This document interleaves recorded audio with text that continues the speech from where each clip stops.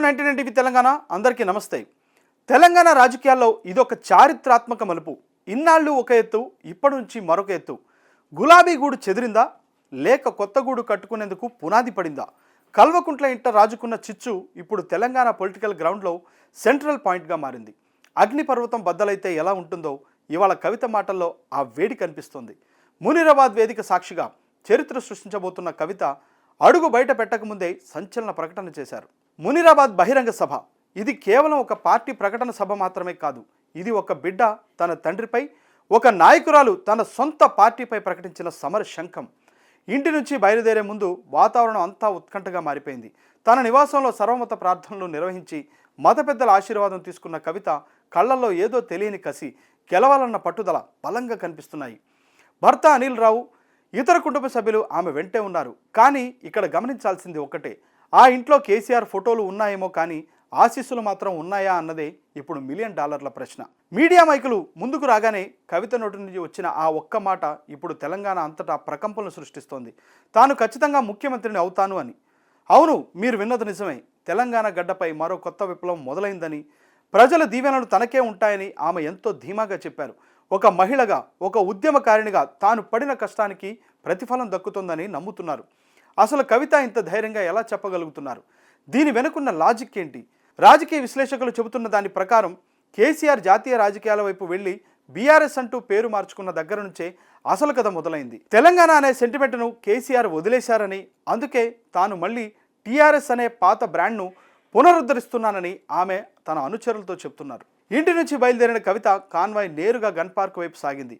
అమరవీరుల స్తూపం వద్ద నివాళులు అర్పించి తెలంగాణ ఆత్మను సాక్షిగా ఉంచుకొని ఆమె తన కొత్త ప్రయాణాన్ని ప్రారంభించారు. అక్కడ నుంచి మునీరాబాద్ సభ వేదిక వరకు ఒక భారీ ర్యాలీగా వెళ్లారు.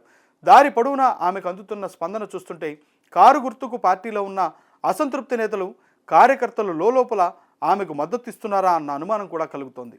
కవిత చేస్తున్న ఈ పోరాటం కేవలం అధికారం కోసమేనా, లేక తన అస్తిత్వాన్ని చాటుకోవటానికా? ఓవైపు అన్న కేటీఆర్ పార్టీలో నెంబర్ 2గా ఎదుగుతుంటే, మరోవైపు బావ హరీష్ రావు ట్రబుల్ షూటర్గా దూసుకుపోతున్నారు. మరి తన పరిస్థితి ఏంటి అన్న ఆవేదన ఆమెలో ఎప్పటి నుంచో ఉందన్నది బహిరంగ రహస్యం. అందుకే ఇప్పుడు డైరెక్ట్గా తండ్రి మీదనే బాణం ఎక్కుపెట్టారు కవిత. కేసీఆర్ మారిన మనిషి అని, ఆయన ఇప్పుడు గుంటనక్కల చేతిలో చిక్కుకున్నారని ఆమె చేసిన విమర్శలు పార్టీలో పాత కాపులకు కనెక్ట్ అవుతున్నాయి. ఈ పొలిటికల్ డ్రామాలో అసలైన క్లైమాక్స్ ఇప్పుడే మొదలైంది. తెలంగాణ రాష్ట్ర సేన ప్రస్థానం ఎటు దారి తీస్తుందో చూడాలి. పంచులు పడుతున్నాయి, పొలిటికల్ హీట్ పెరుగుతోంది, ఇక యుద్ధమే మిగిలి ఉంది అని అంటున్నారు. కవితమ్మ ధీమా చూస్తుంటే ఆమె దగ్గర ఏదో బలమైన అస్త్రం ఉందనే అనుమానం కూడా కలుగుతోంది. మున్ముందు ముఖ్యమంత్రిని అవుతానని ఆమె అంత గట్టిగా చెప్తున్నారంటే తెలంగాణలో ఉన్న మహిళా ఓట్ బ్యాంక్ తన వైపు ఉంటుందని ఆమె బలంగా నమ్ముతున్నారు. బతుకమ్మ సాక్షిగా ఆడబిడ్డల ఆశీస్సులతో ఈ గడ్డపై కొత్త విప్లవం తెస్తాను అన్నది ఆమె నినాదం. ఒకవైపు కేటీఆర్, మరోవైపు హరీష్ రావు, వీరిద్దరి మధ్య నలిగిపోకుండా తనకంటూ ఒక సొంత సామ్రాజ్యాన్ని నిర్మించుకోవడానికి కవిత సిద్ధమయ్యారు. కేసీఆర్ చాణక్యతకు, కవిత కసికి మధ్య జరుగుతున్న ఈ యుద్ధంలో గెలిచేది ఎవరు? ఆమె అన్నట్టుగా తెలంగాణలో కొత్త విప్లవం వస్తుందా, లేక బీఆర్ఎస్ అన్నట్టుగా ఒక బుడగలా పేలిపోతుందా అనేది చూడాలి. కానీ ఎన్నికలకు ముందే తెలంగాణ రాజకీయాల్లో క్లైమాక్స్ సీన్ వచ్చేసింది. డైలాగులు పేలుతున్నాయి, సవాళ్లు విసురుకుంటున్నారు. ఫ్యామిలీ పాలిటిక్స్ ఇప్పుడు రోడ్డు మీదకు వచ్చాయి. ఇది కేవలం ఆరంభం మాత్రమే. అసలు సినిమా మునీరాబాద్ సభలో స్టార్ట్ అయిందని కూడా అంటున్నారు. తెలంగాణ అగ్నిపుత్రికగా పేరు తెచ్చుకున్న కవిత ఇప్పుడు అగ్ని పరీక్షను ఎదుర్కోబోతున్నారు. ఆమె వేసే ప్రతి అడుగు, చేసే ప్రతి కామెంట్ ఇప్పుడు ఒక సెన్సేషన్. ప్రజలారా, సీటు బెల్టులు పెట్టుకోండి, ఎందుకంటే తెలంగాణ రాజకీయ ప్రయాణం ఇప్పుడు టాప్ గేర్లోకి వెళ్ళిపోయింది. కవిత ముఖ్యమంత్రి కళ నెరవేరుతుందో లేదో కాలమే నిర్ణయించాలి. కానీ ఆమె మాత్రం పక్కా స్కెచ్తో, పవర్ఫుల్ పంచ్లతో రంగంలోకి దిగిపోయారు.